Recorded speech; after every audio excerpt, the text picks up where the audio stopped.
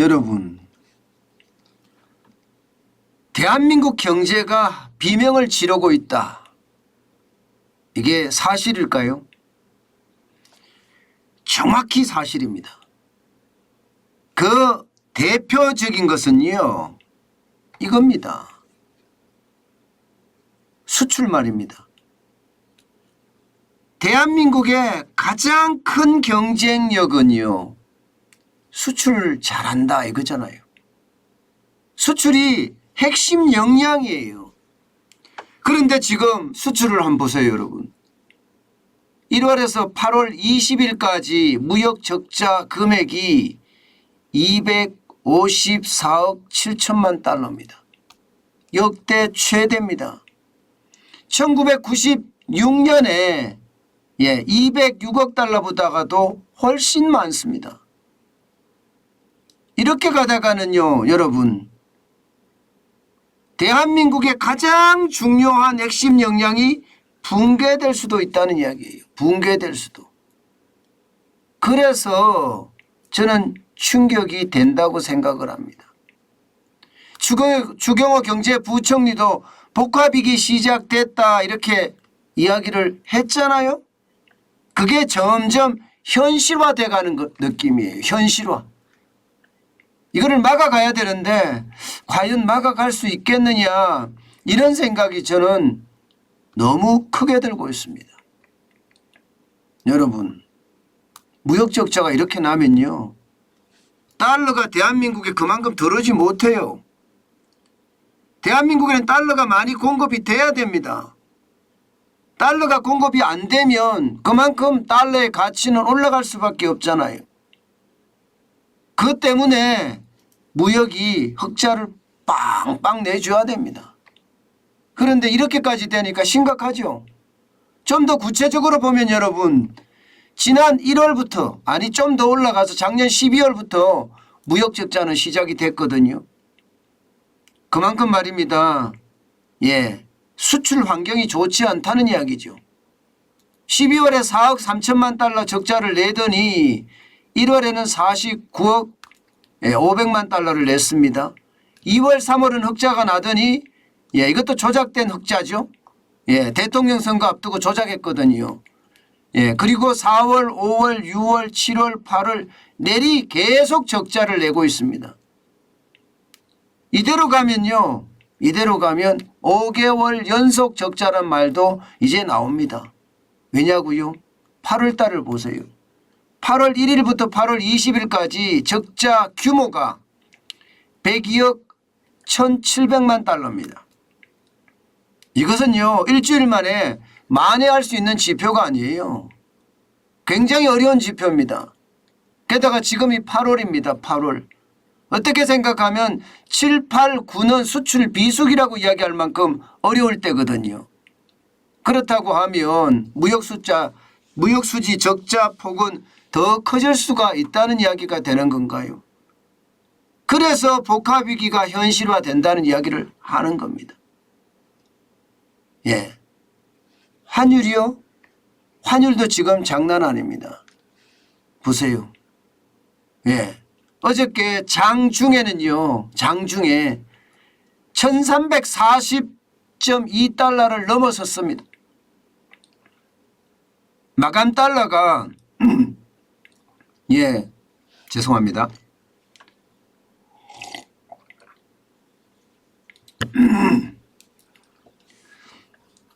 원달러 환율 마감이 말입니다. 달러당 1339.8로 마감했을 뿐이지 실질적으로는요 1340달러를 넘어섰고요. 급기야는요, 장이 끝나고 나서는요 1344.5달러까지 올라갔습니다. 아마 오늘도 1340달러를 찍어서 자칫 잘못하면 1350달러에 육박하지 않겠느냐 이렇게 이야기합니다. 이렇게 되면 2009년 말입니다. 2009년 이후에 지금 최고치입니다. 13년 만에 최고치예요. 정부는 다른 나라들도 돈의 가치가 떨어지기 때문에 걱정하지 마라 이렇게 이야기하지만 시장은 말입니다. 비명을 지르고 있는 것도 사실이에요. 환율이 폭주한다는 이야기를 하거든요. 폭주. 그만큼 말입니다. 환율은 인정사정 없이 지금 오르고 있습니다. 이게 진정될 기미도 또 안 보여요. 그래서 더 심각하다 이렇게 생각을 합니다. 오늘도 말입니다. 여러분 아마도 환율은요 그 어느 때보다 변동성이 큰 그런 상황으로 가지 않겠느냐 이렇게 이야기합니다. 그만큼 경제 위기에 대한 불안감이 점점 커진다 이렇게 이야기할 수가 있는 겁니다. 여기에다 물가는 또 어떻습니까? 물가는 장난 아니잖아요. 7월에 6.3%까지 올랐습니다.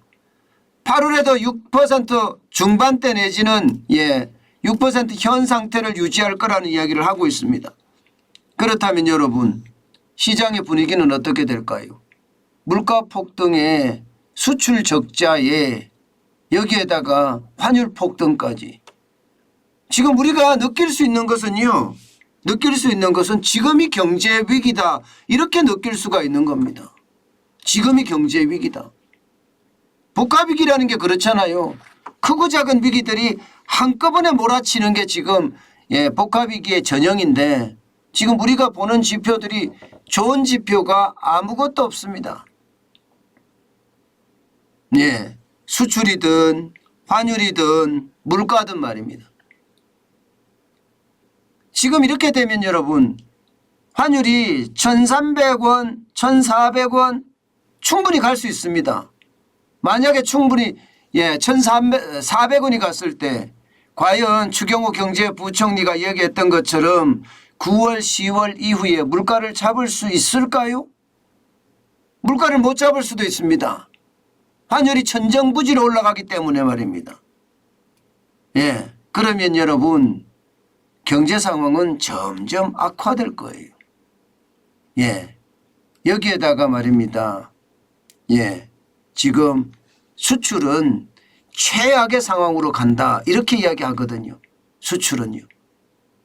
지금까지 모두 보여준 지표 중에 환율이나 물가나 이게 수출이 흑자가 잘 나면 다 좀 가라앉힐 수 있는 요소들이에요. 그래서 무역 적자가 지금 위기의 근간이다, 뿌리다 이렇게 이야기합니다. 지금 8월 1일부터 8월 20일까지 수출입 실적을 보면 말입니다. 수출은 3.9% 늘어나는데 그쳤거든요. 334억 2,400만 달러입니다. 수입은 무려 22.1%가 늘어났습니다. 436억 4,100만 달러로요. 그러니 무역 적자가 102억 1,700만 달러까지 늘었잖아요. 그런데 지금 더 위험하고 또 한국 경제가 비명을 지른다 이런 이야기 제가 표현을 썼던 것은요. 바로 이 때문입니다.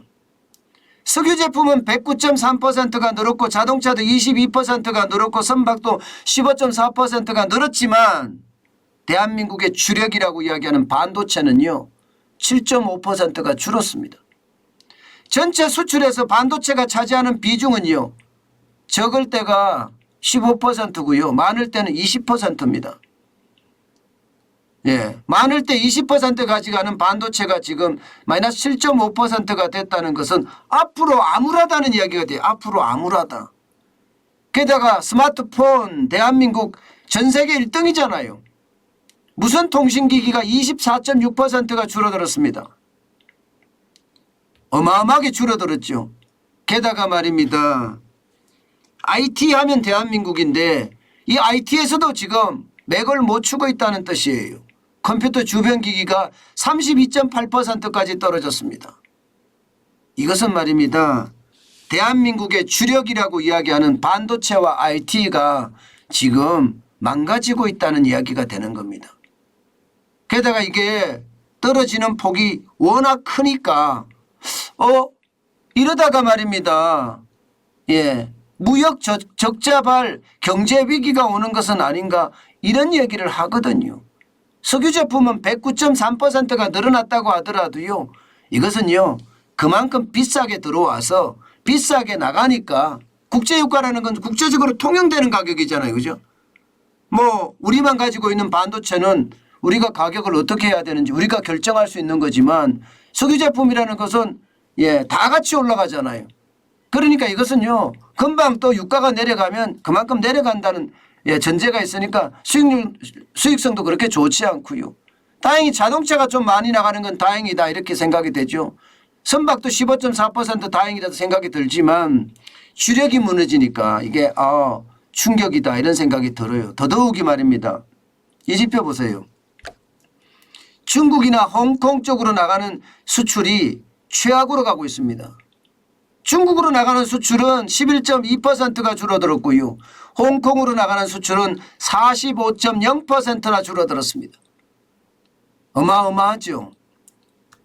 이게 싱가포르가 115.7%가 늘어났고 유럽연합이 19.8%가 늘어났다고 이야기하지만 중국만 봤을 때 대한민국의 수출 비중은요 거의 25% 가까이 됩니다. 물론 5월까지 따졌을 때는 23.4% 줄어들었긴 하지만 전체 수출 중에서 23%에서 25%라는 것은 어마어마하잖아요. 홍콩도 마찬가지입니다. 많을 때는 5%가 넘습니다. 비중이. 그런데 45%가 줄어들었어요. 그러면 여러분 중국의 경제가 둔화된다. 아니면 중국이 알게 모르게 한국 제품을 차별해서 수출을 덜 들어오게 한다. 뭐 이렇게 여러 가지 해석이 가능하죠. 중요한 것은 반도체도 그렇고 ICT도 그렇고 지금 중국 쪽으로의 수출이 그만큼 줄어든다는 그런 결론밖에 생기지 않는 거예요. 결국 장기적으로 말입니다. 우리 경제가 어려워진다는 이야기가 되는 거예요. 저는 이것이 말입니다. 이것이 결국 우리 경제 전체하고 맞물리면 심각해진다. 저는 이렇게 생각을 하거든요. 그만큼 말입니다. 대중국 무역 수지가 계속 적자로 일어나니까요. 5월, 6월, 7월, 8월 자칫 잘못하면 4개월 연속 대중국 수출이 마이너스가 될 가능성 굉장히 높습니다. 그 수치도 적지는 않습니다. 5월에는 10억 9,900만 달러였죠. 6월에는 12억 1,400만 달러, 7월에는 5억 7천만 달러예요. 8월에는 20일까지 6억 6,700만 달러. 그러니 무역 적자발 경제 위기가 온다고 해도 과언이 아닙니다. 과언이 아닙니다. 그만큼 말입니다. 상황이 나빠진다는 이야기. 문제는 여러분 지금 제가 말씀드리는 무역 적자가 심각하다 이거 하나 있잖아요. 여기에 부채까지 합치면 어떻게 될까요? 기업의 부채 장난 아니죠. 가계 부채 장난 아닙니다. 이 부채까지 만약에 합쳐진다면 곡소리가 비명소리가 곡소리가 된다 이렇게까지도 이야기할 수 있을 겁니다. 그만큼 한국 경제의 상황은 녹록치 않다는 이야기입니다. 한국경제연구원에서 2022년 경제 전망을 내놨는데 이 내용도 보면 여러분 심각합니다. 2021년에 대한민국 경제 성장률 4% 정도 성장할 거다 하고 2022년을 예상을 했지만 저는 실질적으로 말입니다. 2.4%로 내렸어요. 2021년 실적이 4%고 올해 실적이 4%까지 갈 수도 있다 하는 그런 예측도 나오다가 지금은 2.4%까지 떨어졌으니까 거의 반토막으로 떨어지고 있는 거죠. 근데 중요한 것은 여러분 보세요. 민간 소비가 떨어진다는 거예요. 소비가. 민간 소비가 떨어진다는 것은 여러분 충격입니다. 작년에는 3.6% 성장을 했지만 올해는 3.2%까지 떨어진다는 이야기가 나오잖아요. 소비가 우리 경제 성장률에서 차지하는 비중이 말입니다. 많게는 45%까지 올라가거든요. 적다고 하더라도요 40%까지 차지는 하거든요. 물론 나머지는 이제 수출이 차지하죠. 수출도 거의 35%에 40% 좀 많게는 40%가 넘어설 때도 있습니다. 근데 소비가 무너지면 경제가 점점 어려워진다는 이야기인데 그만큼 지금 소비가 무너지고 있다. 사실 말입니다. 돈이 없어서 쓸 돈이 없다 이렇게 이야기하잖아요. 버는 돈이 줄어드니까 쓸 돈이 없다고 이야기하죠. 설비 투자 성장률은 올해 마이너스 2.8% 될 거라고 합니다. 작년에는 8.3%였지만 완전히 빠지는 거죠. 세계 경제가 침체하고 있다는 증거잖아요. 소비자 물가는요. 작년에 2.5%였지만 올해는 5.3%까지 간다 합니다. 결국 한국경제연구원이 이야기하는 것을 보면 말입니다. 대한민국 경제는 지금 비명을 지르고 있고 자칫 잘못하면 최악의 복합위기가 터진다 이렇게 결론을 낼 수 있습니다. 문제는 올해가 아니잖아요. 내년이잖아요. 올해까지는 어떻게 버텨나간다고 하지만 3분기 4분기 계속 나빠져서 내년까지 이어진다면 여러분 이게 어려움이 점점 가중이 돼서요. 자칫 잘못하면 펑 하고 터집니다. 그게 복합위기가 터졌다 이렇게 이야기할 수 있는 겁니다. 그런데 그럴 가능성이 굉장히 높다는 것. 그게 지금 현재 지표들이 말해주고 있습니다. 많은 지표들이 말입니다. 3분기가 어렵고 4분기도 어렵고 내년은 더 어렵다. 이게 현실입니다. 그렇게 되면 지표들은요. 결국 말입니다. 우리 경제의 위기로 점점 가리키게 될 겁니다. 저는 여러분들에게 누차 여러 차례에 걸쳐서 말씀을 드리지만 우리 경제가 착시가 굉장히 많습니다. 착시를 걷어내고 보면요. 우리 경제 진짜 성장을 했느냐? 저는 그렇게 생각하지 않거든요. 결국은 물가가 올라서 제품 가격이 올랐고 이게 말입니다. 기업이나 개인의 소득이 올란 것처럼 인플레이션이 그만큼 전체의 거품을 만들어냈다 이렇게 생각하거든요. 이 거품이 거칠 때는요. 인정사정 없는 게 현실이 될 거다. 이게 지금 제가 예상하는 진단입니다. 그만큼 우리는요. 위기에 대비하는 자세 반드시 필요합니다. 제가 여러분에게 현금을 쌓아야 된다는 이야기 많이 하고 있습니다. 지금이 아니 벌써부터 현금을 많이 쌓아가는 게 중요하다. 그 말씀입니다.